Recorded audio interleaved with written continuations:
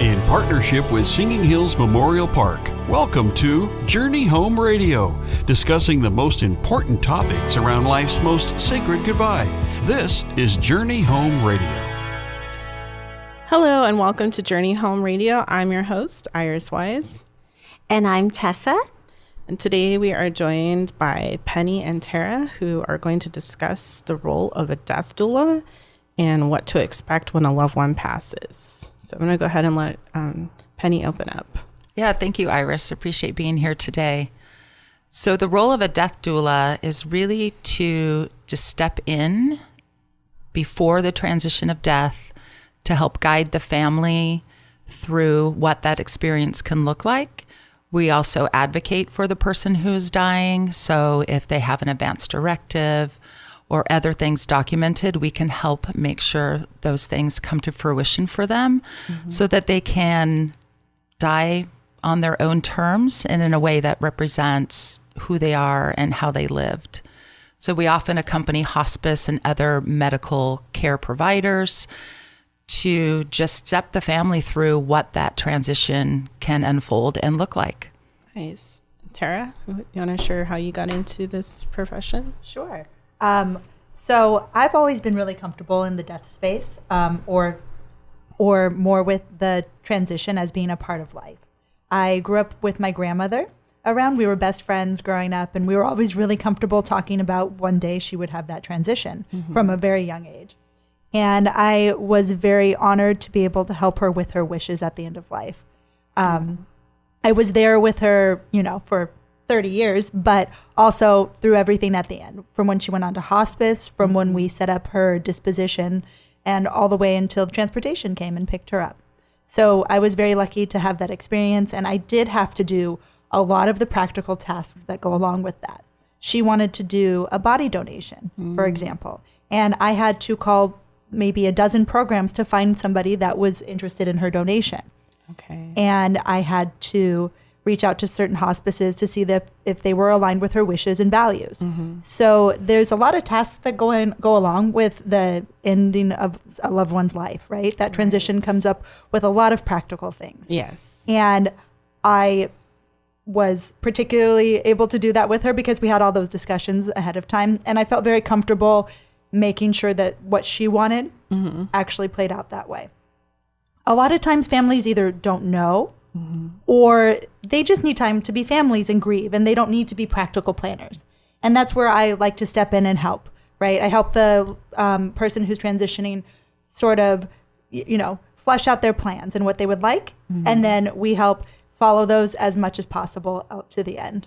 Nice. And I have a question. For me, the death doula is a new word. And when I think of like a guide in somebody transitioning when they're about to pass, I think of hospice. Penny, can you talk about the difference between hospice and death doula and their roles? Yeah, absolutely, Thesa. I'll just kind of rewind a little bit and go back to when hospice came to the United States.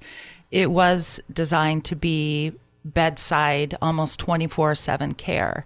And so the nurses from hospice would not only provide the medical support, but they would be there for the emotional support, the educational support, which is really an important component because we're a little death adverse in the United States, I would tend to say.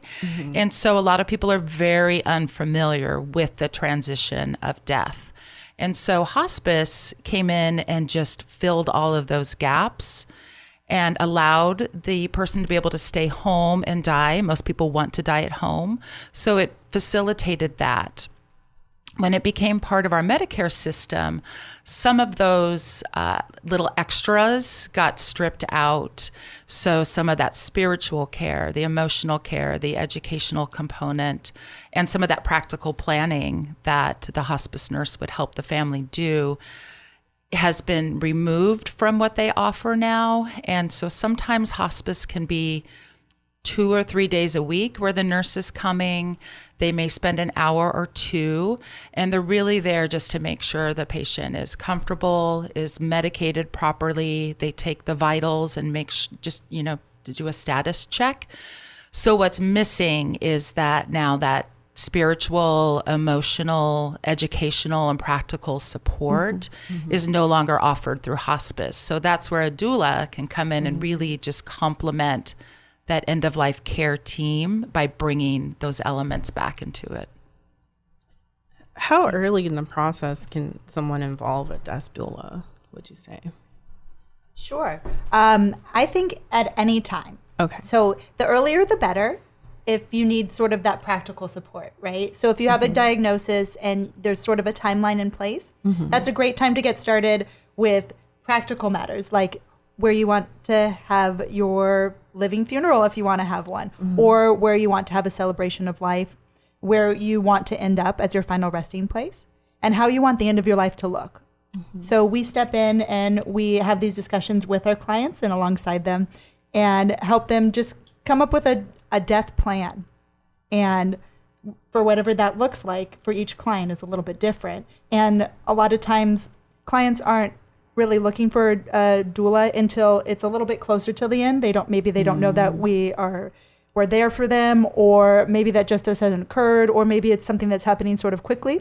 So at that time we can step in sort of later in the process, maybe even just to help the family sit vigil, or to help with the practical matters with the family at the end, if that's their needs. But any time is a good time for a death doula to step in. But like I said, the earlier the better, because then we could provide the most support for the family and the client. Oh, that's awesome. Thank you for sharing that, Tara. It's very similar to what we do with families when they want to pre-plan. Right. But you're in a home setting. That's what I would think. Yeah, and it's nice too because it allows the conversation of all the things that you have to go through at the end of life. Sure. There's a lot of paperwork and documentation and really important decisions that have to be made. So by establishing this relationship a little bit earlier on, these conversations flow organically and they happen naturally. And it allows and enables the person to make choices that reflect them authentically, which is really important because when these end-of-life decisions are made quickly or without any knowledge, we may be opting for things that don't represent who we are and how we lived. Right. What kind of support do you provide, like specifically for the families that are also involved with their loved one? A lot of it is educational support. Every time we step out and do this work, we acknowledge and recognize that we don't talk about what death looks like here in the United States, that transition. I like to compare it to birth a lot. Birth can be messy, birth can be unexpected, birth can be loud, birth can be all these things. And as a community, we rally around that and embrace that transition.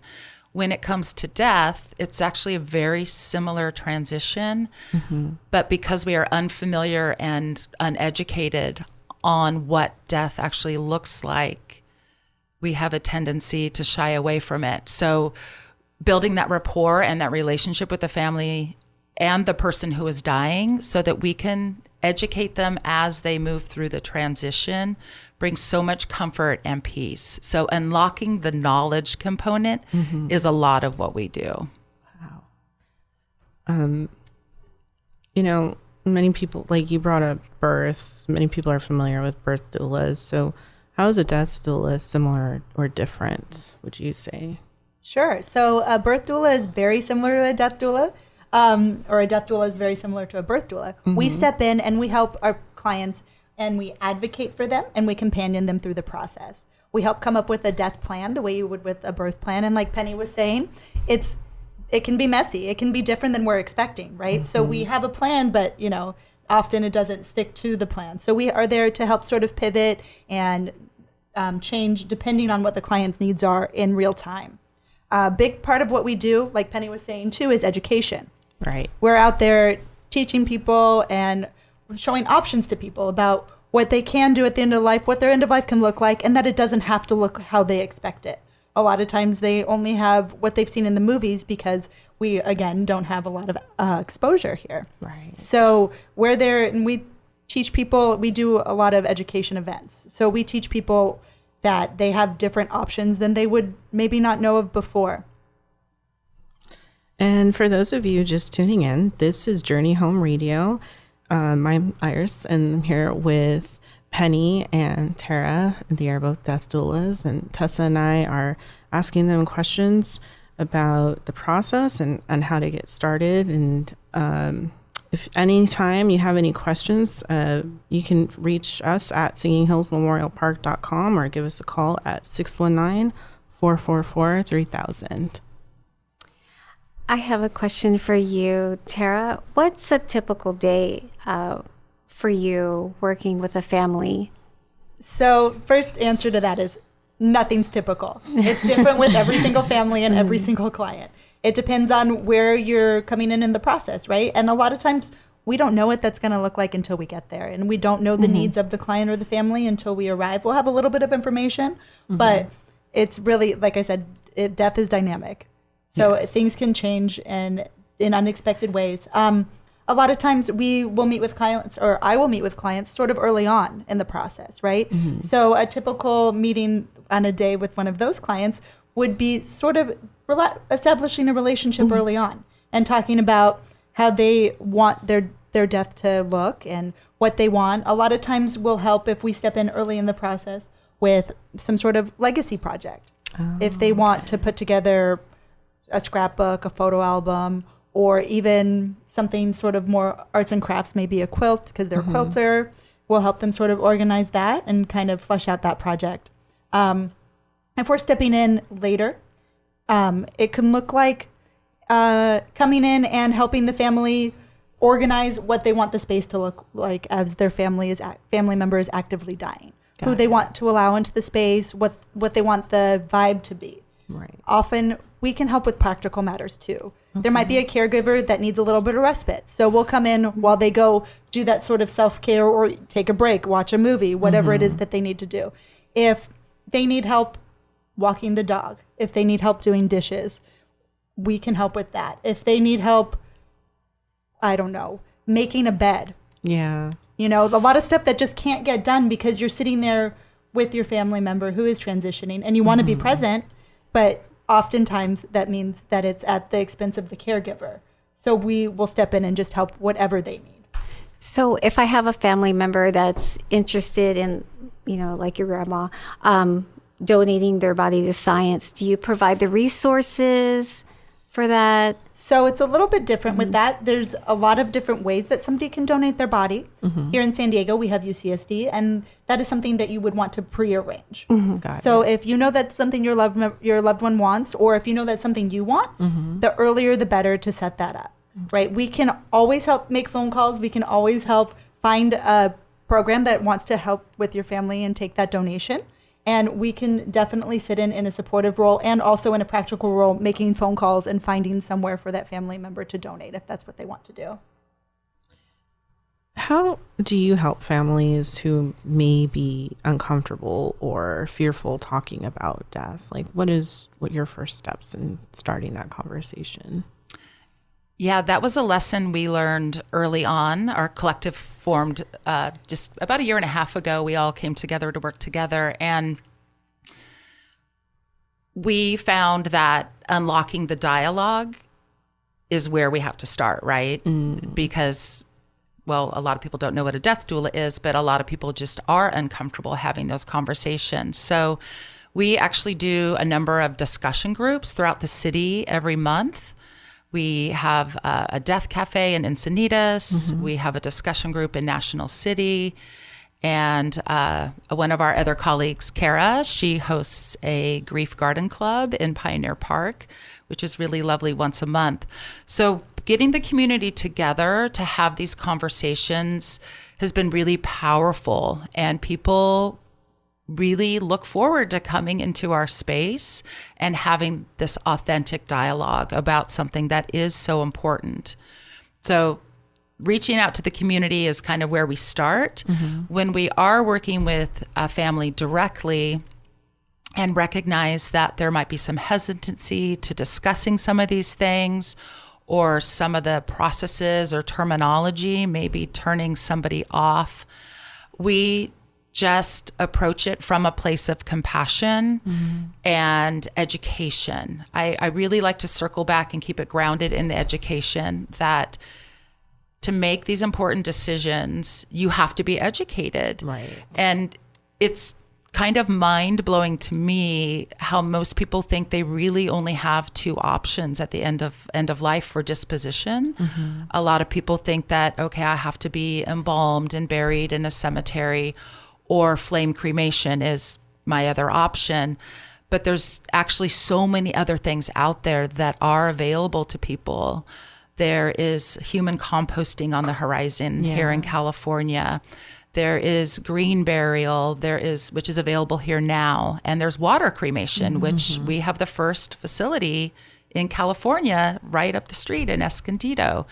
And so when we start having these conversations, light bulbs go off and people, oh, I didn't know there was green burial. I didn't know there was water cremation. And so we want people to choose something that reflects them authentically. Right. You know, if you're a gardener and you grow your own vegetables and recycling is important to you, one of these greener methods might resonate more with you, but they're sometimes not very easily accessible through the funeral home. And so we've done a lot of legwork and groundwork here to connect with some of those professionals in the industry that can help us arrange a disposition that reflects that person. So when we bring the conversation with the family back to, we're having this conversation so that you can make a choice that reflects your value system and what's important to you, it takes some of the fear out of that conversation. It's not as scary because you're making a final decision to honor you and your life and your legacy. So it really turns into I've never had it go awry. It always turns into just a really meaningful, heartfelt conversation about this really important decision at our end of life. Right. Terry, what are some of the most common misconceptions people have about death doulas? So the first thing I'm going to say is people don't know that we exist, right? That's the most common. People have never heard of a death doula, and a lot of times they'll meet us with a lot of curiosity. Oh, I don't even know what that is. Can you tell me a little bit about what you do? And so what people don't know is they just don't know about our ability to come in and help, right? Another big misconception I would say is that we're coming in with any sort of agenda. Got it. Right? People might think we come in with, I don't know, a spiritual practice or, an idea of how their death should look. Right. And we're not there to come up with any plans for them. We're there to support them in their plans and to support them in discovering what their plans might be. Right. I think of you as a guide. Yes. Like a death guide That's what I was almost. thinking. Yes, so we we do. You're We guide them holding through their hand. process. Absolutely. And we certainly sit there and help them sort of flush out what they want, right? The conversations that they may not be able to have with their family members because their family member is going to come with their own set of agenda or ideas of what they want for their loved one. So we come in as just sort of a neutral party. I'll piggyback on that just quickly and say, I find that we fill the gaps a lot. Yeah. So a lot of times hospice is involved, there's doctors, there's a team of people, but there's a lot of little nuancy things that have to happen. And so we're just very attuned to being able to fill those gaps and recognize where the gaps are so that we can prevent anything from not going the way somebody wants it to go. Right. And ultimately, I mean, I think that's why we are all here in death care is we want to help people and we want to help guide them. And what you guys do is amazing work. It's not for everyone. Thank you. What's a moment that you can describe that really touched your heart from this line of work? I recently helped a family, and it was a very simple action that I helped them implement that completely changed a very chaotic situation where their loved one was at home and they were on hospice and they were given about 2 weeks. And so friends and family, the doorbell was ringing, the phone was ringing. And it was a small family unit there to care for her, but it was creating so much disruption and chaos. And so I'm a big fan of honoring people before they die so that they can receive that love and affirmation and all of those heartfelt words. So I suggested that we do a little living funeral in the home for 2 hours one afternoon and invite the phone ringers and the doorbell ringers to come during that time. And it was really beautiful. We just had a little open house. There was some snacks and everybody got to spend time with her. And there was tears and there was laughter. It was really beautiful. One by one, they all spent time with her, 10 to 15 minutes or so. And then they all gathered on the patio and the stories that were being shared. The house was just filled with so much love. And when it was over, I checked in the next day and there was just this element of release and peace where they were happy that they did it, even though it was hard. It was a hard event. They were so happy that they did it. And the stress and the chaos was gone. So sometimes it's just a simple, an outsider looking in that isn't so close, which is what we are, right? Right. We can see these things that are creating additional stress and chaos for the family and just make these suggestions. And even though they sound super simple and small, they really go a long way in impacting everybody's experience at the end of life, not just for the person who's dying. I think that's a very beautiful and intimate way to say goodbye to someone. Yeah. Yeah. I went to one of your workshops over the weekend, Penny, and you were talking about having the family coming to the home for the viewing or what would it? Home funeral. Thank you. Home funeral. For Yeah, home funeral. yeah. And are those becoming more popular? Are you seeing that? Yeah. So, home funerals are the way we used to do it. So we've become very detached from some of our ancestral death care practices. Back in the day, people would die at home. They were cared for by their friends and family and community. And then the funeral would be in the home. And what we're finding now is for a variety of reasons, from cost to logistics, there's a lot of things that impact these decisions. But being able to pause after somebody has died and gather in the home to honor and say goodbye also allows us to step into a different type of grief, right? It allows our hearts and our minds and our bodies to catch up to the fact that you're no longer grieving somebody who's going to die. You're now grieving somebody who did die. And that's a shift. So slowing down and creating this pause, which can be a home funeral or a vigil, it's very simple. People show up as they are. There's stories, there's pictures, sometimes there's drinks happening. But it's just this moment where we can come together as family and community before the professionals are brought in to care for the loved one beyond that. One of my favorite statistics is that 50% of our funeral directors are retiring within the next 5 years. And so we believe that home funerals will become a more viable option for people as those resources become more limited, possibly. Thank you so much for sharing that, Penny. And thank you, Tara. Also, both of you coming to our show and sharing the role of a death doula. Penny, would you like to share if anybody needs information, where can they go to? Yeah, thank you. We have a website. It's called thedeathnetwork.com. And we are not only a collective of death doulas and end-of-life guides, but we also have some funeral professionals and grief counselors in our collective now too, so that we can provide that continuum of care all the way through. So thedeathnetwork.com, you can reach us at 619-519-5994, or you can email me at penny@thedeathnetwork.com. And thank you for tuning in to Journey Home Radio today.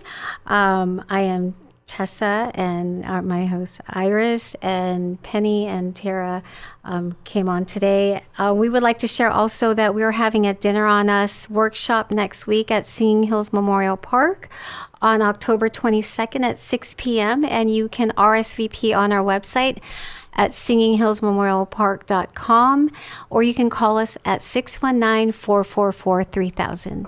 Thank you. Thank you, ladies, so much for coming on and sharing your experience. Next week, we're going to have part 2, and we will have Kara sharing her experiences. Thank you for listening to Journey Home Radio. We look forward to talking with you again next Saturday at noon right here on K-Praise.